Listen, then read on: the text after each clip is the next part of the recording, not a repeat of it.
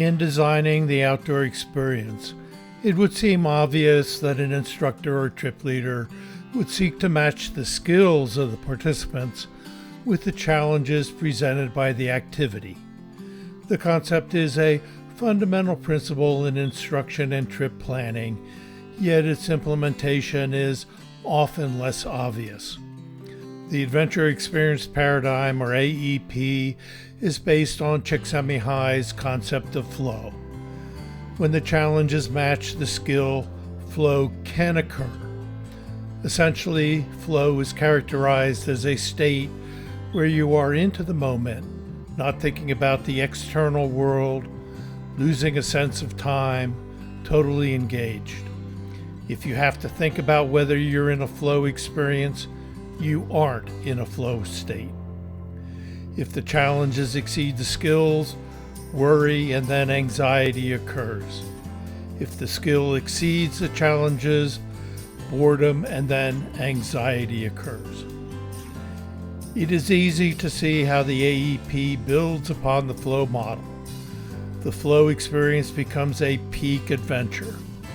Challenges become risks and skills become competency. Worry becomes a misadventure and anxiety becomes devastation and disaster.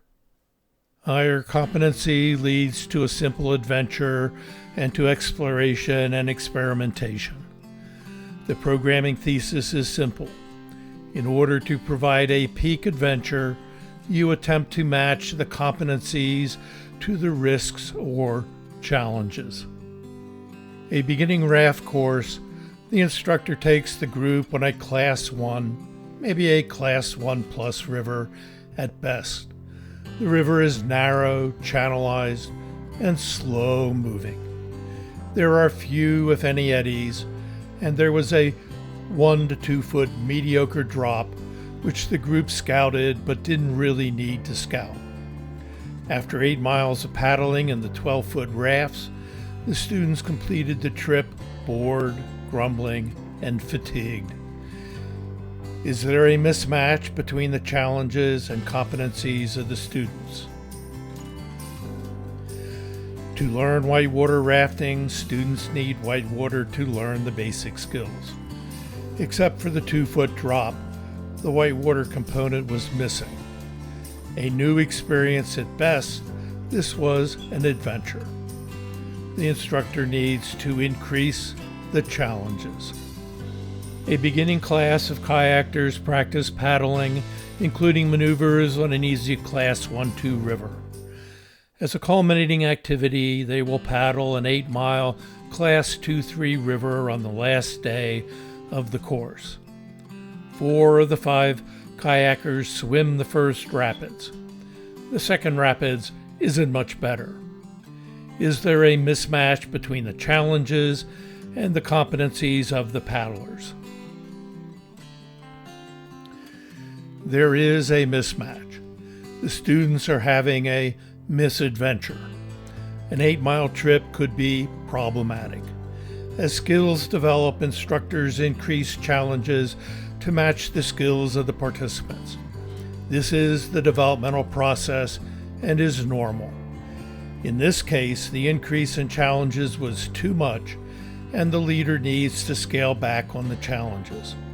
The question is, how? Which is the next case study. Fortunately, the first mile in the previous river trip makes a loop or oxbow that returns close to the put-in site. They ran shuttle, so there is still one vehicle at the put-in site. As leader instructor, which of the following options would you recommend? Continue the 8-mile trip as planned to the takeout? Take out immediately and hike back to the put-in? Change your plans, run the first mile, practice on the rapids, and take out early at the bottom of the loop before being committed to running the entire river. People make mistakes and misjudge. The challenges need to be reduced. Also, previous decisions and trip planning impact the decision making. Under the right conditions, any one of the 3 alternatives may be appropriate.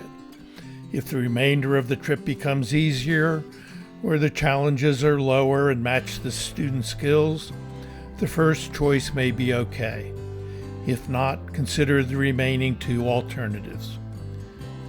By changing the activity, the third option also lowers the challenges to match the student's skills. This option is made easier to choose because of good trip planning. If the third option isn't available, taking out immediately and hiking back to the put-in may be the best option.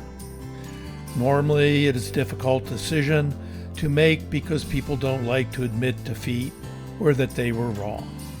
Note that in each of the three options, the instructor leader sought to reduce challenges to match the competencies of the students. A youth group is planning to paddle a 5-day wilderness river trip in Quebec. The river is a series of Class 2-3 rapids between pools. You want to match the skills of the group to the challenges presented by the wilderness trip.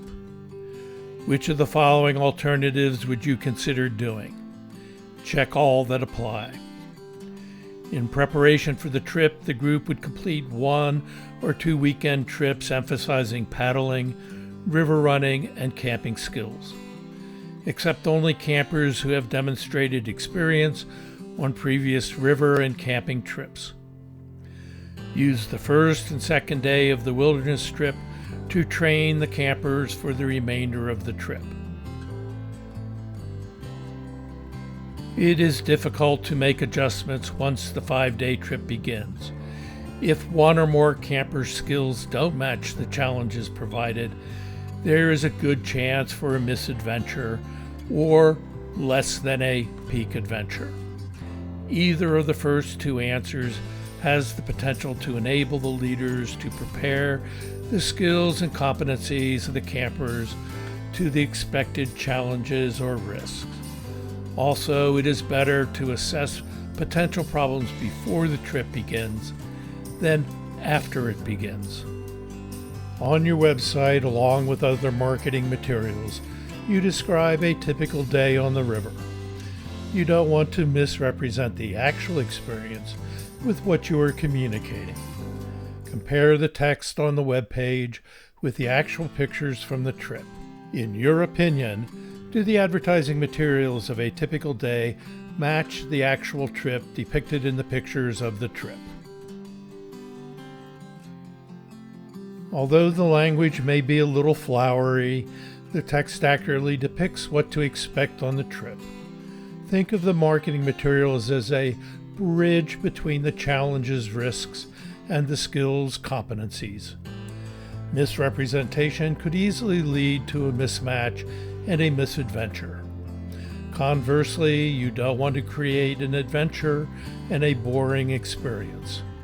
It is worth noting that if there is a lawsuit, your marketing materials will be examined for consistency in messaging the actual experience delivered.